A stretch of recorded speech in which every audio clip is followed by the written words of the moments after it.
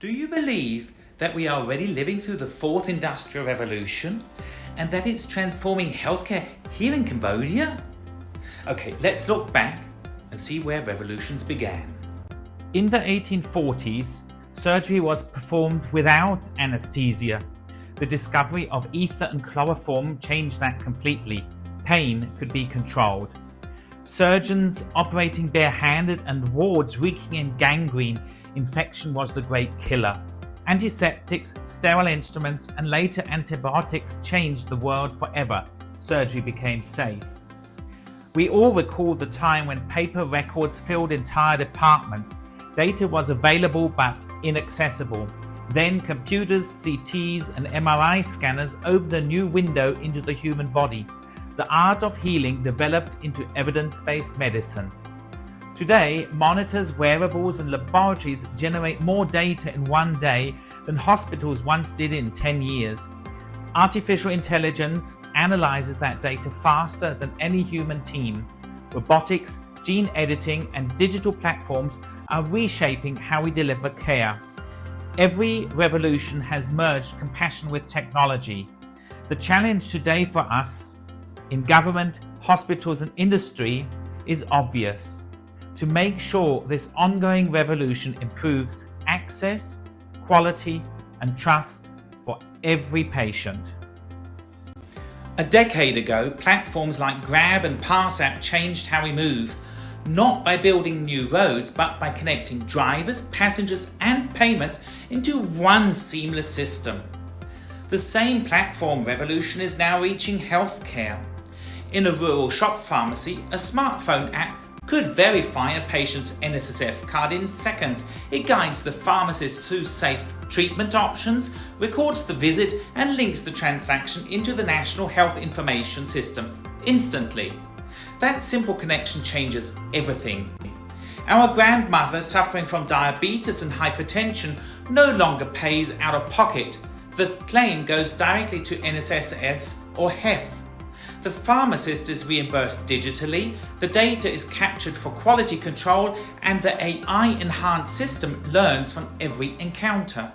When thousands of such pharmacies and clinics operate this way, access expands, costs fall, and quality improves. The private sector becomes an active partner in universal health coverage that extends the public health system's reach to every neighbourhood. In a provincial home, a nurse on a night visit records her patient's vital signs. As she asks, an AI tool translates and documents the consultation in real time, creating a medical note generated, a treatment summary, and updating the patient's digital record. The digital backbone connects all these layers, like this radiology clinic where the teleradiology sends an X-ray to a specialist hundreds of kilometers away.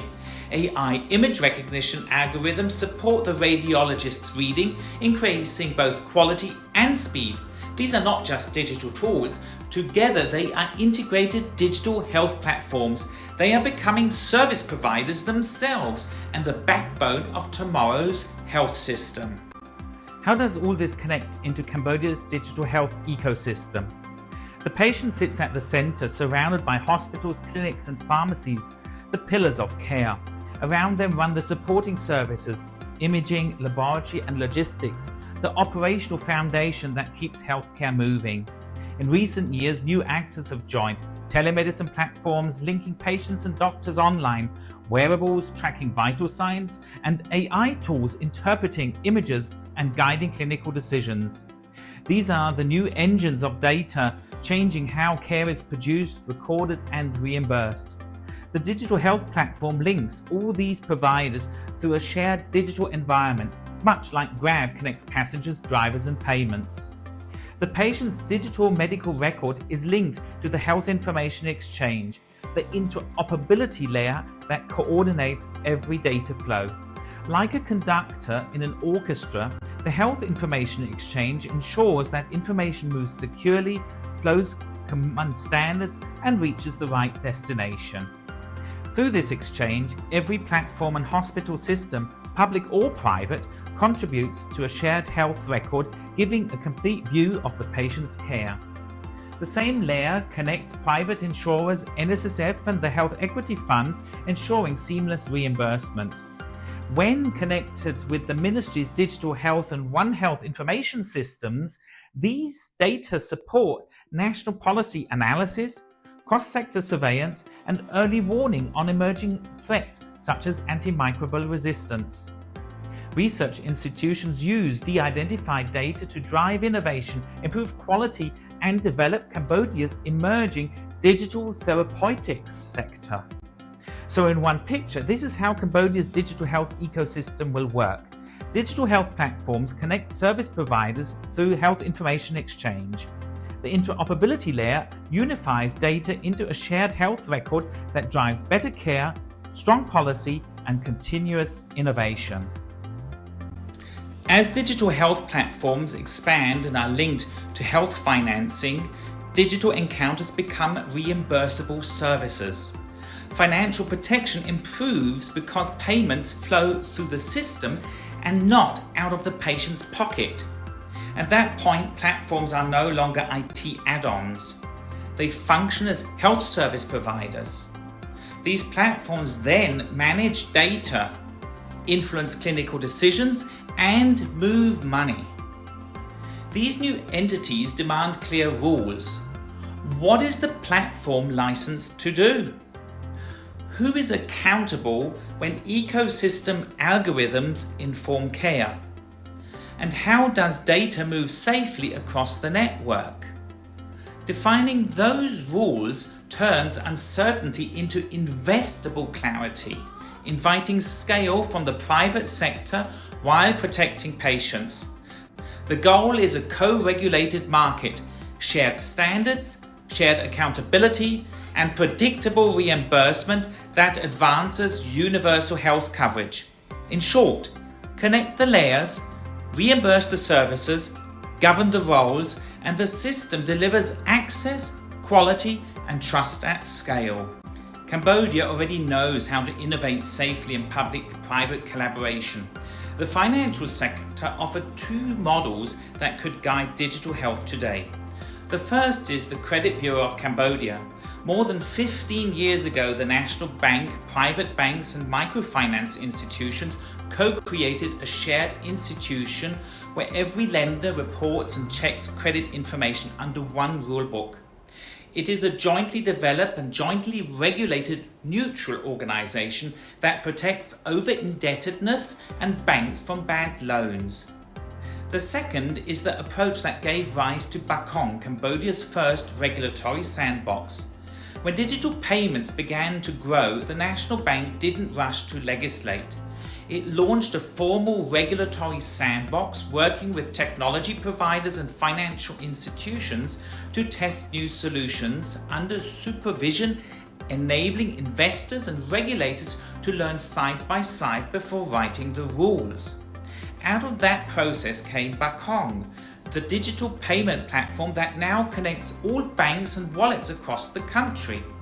These two experiences show how public-private collaboration could now serve health, and similar approaches are already being used internationally.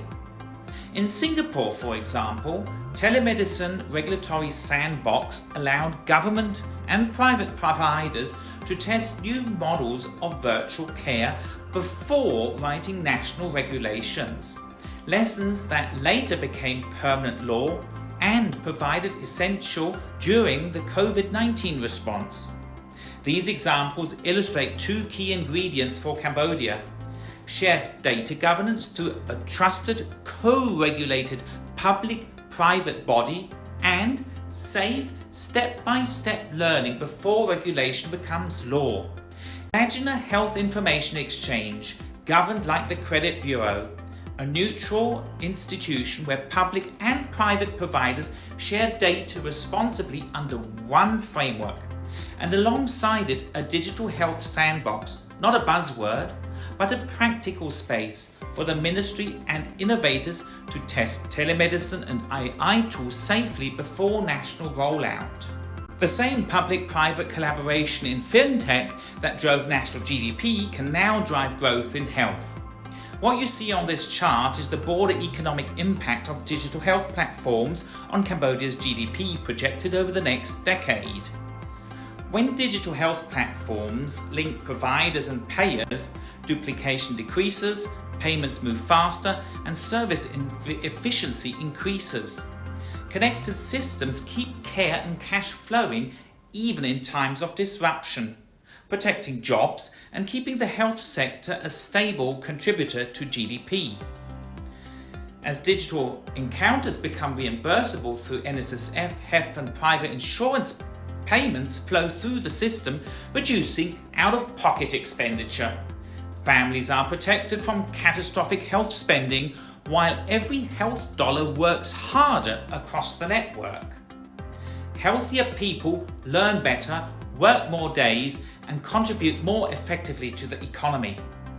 Over the decade, these gains in human capital raise the productivity curve that drives long-term GDP growth. As digital health platforms expand, they generate a new national resource, health data. That resource fuels demand for software development, data management, cybersecurity, scientific research, and health-specific artificial intelligence. Together, these industries form the foundation of the digital health economy, creating new jobs, new enterprises, and new export opportunities. When regulation and investment are designed together with shared standards, clear accountability, and joint ownership, the effects multiply. Cambodia becomes a trusted testbed where innovators can pilot safely, investors can scale confidently, and the public sector can steer growth in line with national priorities. Just as the Credit Bureau and Bakong promoted economic growth, open collaboration in digital health can do the same, attracting capital, accelerating innovation, and strengthening the economy as a whole. The fourth industrial revolution in healthcare is no longer a concept. It is happening all around us. The Digital Health Transformation Telegram channel is the space where this action continues. Scan the QR code and you will find practical tools, short explainers, and early drafts of proposals for collaboration. It is an open learning space for everyone who wants to contribute to Cambodia's digital journey. Today, we launched the EuroCham White Paper governing digital health platforms in Cambodia, legal insights and policy options. It was co-authored by Vatana Saw, Solina Yin, Simon Burlinson and myself. The paper proposes clear, actionable steps for Cambodia's digital health transition, establishing a national coordination body, clarifying platform governance, and enabling trusted data exchange through public-private collaboration. The first step is coordination. The white paper calls to establish a National Digital Health Coordination Committee, bringing together the Ministry of Health, the Ministry of Post and Telecommunications, development partners, and the private sector, both service providers and tech providers, at one table. Its purpose to align regulation, standards, and investment so that digital health moves forward as one system and no longer in silos. The second step is a unified private sector counterpart. Healthcare, insurance, academia, and technology firms are innovating fast but often alone. I call on the non-government sector participants to join forces. We need to establish the Cambodia Health Industry and Technology Alliance as an industry-led collaboration platform bringing together private companies, investors, and academia and development partners committed to advancing an interoperable, inclusive, and innovation-driven healthcare ecosystem in Cambodia. The third step is safe experimentation. A digital health platform regulatory sandbox can allow innovators and regulators to test telemedicine, AI tools, electronic prescriptions, and automated claims in real settings before writing formal law. It attracts national and international investments and turns learning into soft law guidance and builds the confidence to scale proven solutions. The fourth step is shared infrastructure. A national health information exchange can serve as Cambodia's trusted data backbone, similarly as CBC achieved for fintech. It ensures responsibility, managed data, improves care and strengthens the economy. Cambodia's digital health transformation will succeed through collective and coordinated action, not theory. If we coordinate through the National Digital Health Coordination Committee, collaborate in the Cambodia Health Industry and Technology Alliance, test in regulatory sandboxes, and connect through the Health Information Exchange, we will build a system where innovation drives access, quality, and financial protection for every citizen. Thank you for being part of this journey.